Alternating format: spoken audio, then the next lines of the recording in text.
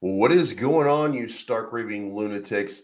My lunatic fringe, new studio, who dis, new era for Believes Crypto. So, guys, I hope that you like the content. I hope that you hit the like button. I hope you continue to support the channel. We're going to talk today about the price action, and we're going to talk about we're going to revisit something right here. That look, Do Kwon is under the gun. Do I think that he's a hero? I do not. But I also don't think that he's the villain that he's being made out to be by a lot of people. For that is he created a speculative asset that was designed to algorithmically peg to $1, and an American company attacked that peg. Not only did they attack that peg, they were aided and abetted by other companies, and it was not for you, the investor. It was to secure their own profits. Now, if you like this content, make sure you hit the like button, the subscribe button, the bell to be notified of future content, and leave a comment down below letting me know that you're part of the Lunc Army. But let's be very, very clear here. Jump trading has been called onto the red carpet, if you will, because what they did is nothing short of disgusting. Nothing short of disgusting. What they did was they took this situation with the algorithmic fungible token, the PEG. They enlisted Citadel Securities. They enlisted the worst of the worst. And then they worked to actively depeg Luna Classic, when then called Terra and Luna. And nobody said anything or nobody did anything about it, but we blamed Do Kwon. And now Do Kwon, of course, feared for his life. Now, why did he fear for his life? Well, somebody showed up at his door. Somebody showed up banging at his door because the value of everything that he had done was gone. He had nothing left. So, what do you do at that point when you lose everything? The guy that went to his door and started banging on it, I don't fault that guy. Do Kwon even told everybody how this could happen, and they used his own playbook against him. So when I say this, I don't want to defend Do Kwon. I know that I am. But at the end of this, he was under attack, and he was attacked by somebody else.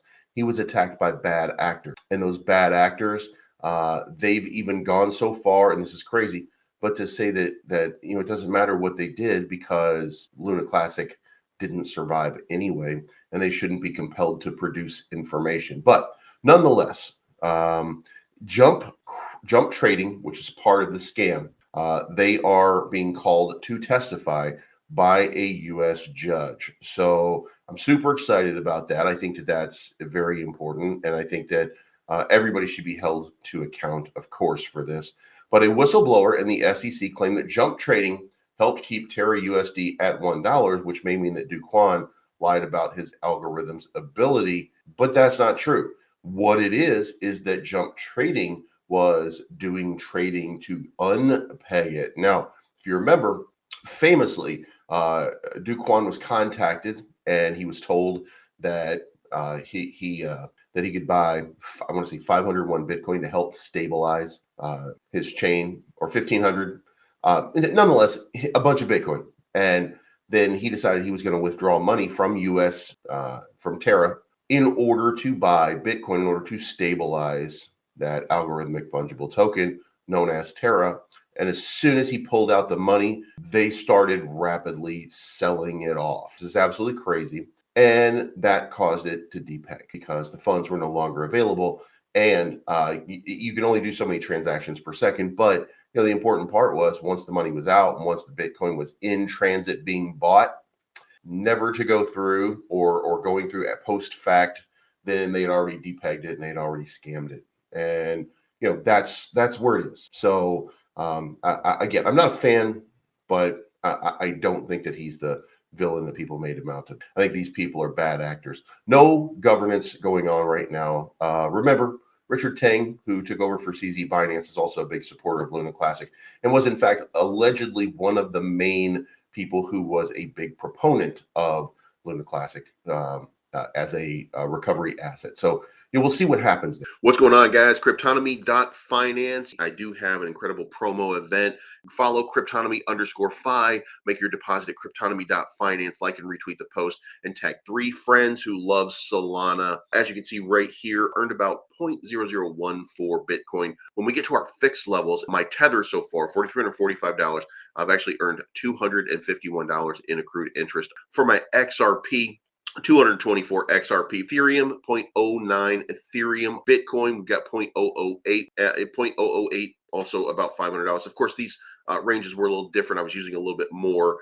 And then we have the long-term one that I set up over here as well, 0.01. The launch pool. Guys, I want to stress, like, this is where the money has been made. My position right here, you can see right now, we've accrued interest of $19,000. By the way, the reason for that is very simple, because if you get in on the launch pool. And some of these, when you get something big like 9.74 and you're in on 18x return or a 7% return, another 8 right there. Once you start to get these big returns, that's when you start to get the big rewards.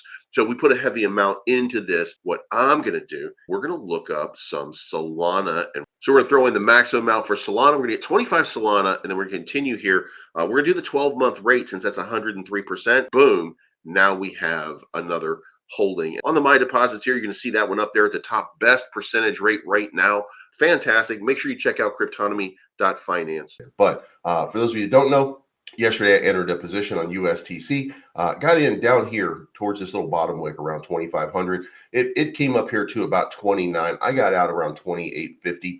I set myself a take profit to just exit my position because I was using 15x leverage. It was a pretty high risky call, but I thought that when we were down here, that it would be a good move. So I was able to accumulate a few $100 off of that play. I did exit that position. I would recommend, by the way, right now, if anybody is interested, this is a good time for a flip because you're up 1% on Luna Classic, down about 1% on USTC. That's usually a sign of a good quote unquote flippening. If you want to increase your long holding position, flip it into USTC, wait for USTC to pump, and then flip it back into Luna Classic. USTC does tend to move a little bit faster because it has a lot lower liquidity pool. So it's a little more volatile, and that would be the optimal move. Again, nothing going on in governance or anything like that because we're in the new year. So anyway, that's a wrap, guys.